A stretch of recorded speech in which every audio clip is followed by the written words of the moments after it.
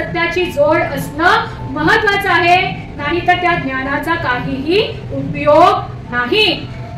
आता ते सत्य काय आहे, किंवा मी असं विचारू का, ते सत्य कोण आहे? लहानपणापासून आपल्याला पोपटासारखं ते वचन आठवतं ना, योहान 14:16. येशूने त्याला म्हटले, मार्ग सत्य व जीवन मीच आहे, माझ्याद्वारे आल्या वाचून पित्याकडे कोणी येत नाही. So what is that truth? ते सत्य कोण आहे किंवा ते सत्य काय आहे? तर येशू ख्रिस्त स्वतः म्हणतो की मी सत्य आहे. Jesus said to him, I am the way, the truth and the life. ना, ते नॉलेज तर आहेच आहे, परंतु त्या नॉलेजला, त्या ज्ञानाला, ज्या सत्याचा पाठिंबा, ज्या सत्याची जोड हवी आहे, ते सत्य काय आहे किंवा ते सत्य कोण आहे? तर येशू ख्रिस्त म्हणतो की मी स्वतः सत्य आहे. ज्ञान जे आहे ते असीमित आहे ना, ज्ञान जे आहे ते नेव्हर एंडिंग आहे. आपण आयुष्यभर शिकलो, ज्ञान प्राप्त करत राहिलो तरी ते ज्ञान संपणार नाही ना, इतकं ज्ञान या जगामध्ये आहे. Knowledge can change as per the sources. ज्या प्रकारे तुम्ही तुमचा सोर्स चेंज कराल त्या प्रकारे तुमचं ज्ञान, विषय एकच असेल, ChatGPTच्या द्वारे ते ज्ञान वेगळं असेल, पवित्र आत्म्याच्या द्वारे ते ज्ञान वेगळं असेल, परंतु ते सत्य असेल ना. मोठे संदेश जे असतील ते एकदमच काहीतरी वेगळं ज्ञान देतील, परंतु लोक काय करतील, त्याच्याकडेच ओढवले जातात. का? कारण की अरे लहानपणापासून आपण या गोष्टी ऐकत आहोत, हा काहीतरी नवीन सांगतोय, आपल्याला काहीतरी नवीन प्रगतीकरण मिळतंय, पण त्याच्या मागचा आत्मा तुम्ही पारखलाय का? तो सत्याचा आत्मा आहे का? It is very easy to attract people to with new revelation. We have seen किती सोपं आहे ना. भलतंच जे आपण कधी ऐकलंच नाहीये, people will get drawn towards it. It's good, get knowledge, but test the spirit. त्याच्या मागचा आत्मा आपल्याला पारखणं गरजेचं आहे ना. येशू ख्रिस्त म्हणतो की मी सत्य आहे. जसं मी म्हटलं की ज्ञान जे आहे ते असीमित आहे, ते बदलू शकतं ॲज पर द सोर्सेस. त्याच्या स्तोत्राच्या द्वारे ते काय आहे, ज्ञान बदलू शकतं, परंतु सत्य जे आहे ते अढळ आहे. सत्य जे आहे ते कॉन्स्टंट आहे.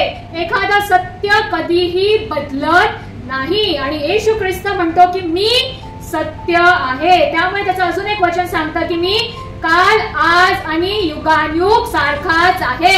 आपल्या नंतरच्या 70 पिढीपर्यंत देखील ते सत्य बदलणार नाही.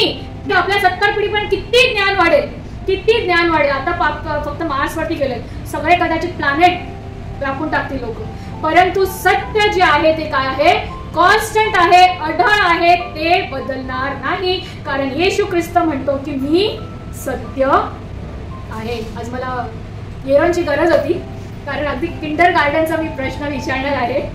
जसं मी म्हटलं की आपण सर्व शाळेत गेलेलो आहोत ना, मराठी असो इंग्लिश मीडियम असो. सुरुवात शिक्षणाची कुठून होते? अल्फाबेट्स, बाराखडी, ABCD, मुळाक्षर ना. इंग्लिश मध्ये किती अल्फाबेट्स? इंग्लिश अल्फाबेट्स मध्ये किती लेटर आहेत? 26. What is the first and the last? A and Z ना. 26 लेटर्स आहेत, मुळाक्षर ज्याला म्हणतो ना इंग्लिश अल्फाबेट मध्ये, starting with A ending with Z. त्याच प्रकारे हिब्रू जे अल्फाबेट्स आहेत, हिब्रू अल्फाबेट्सचे जे लेटर आहेत त्याच्यामध्ये 22 मुळाक्षर आहेत, 22 लेटर्स आहेत.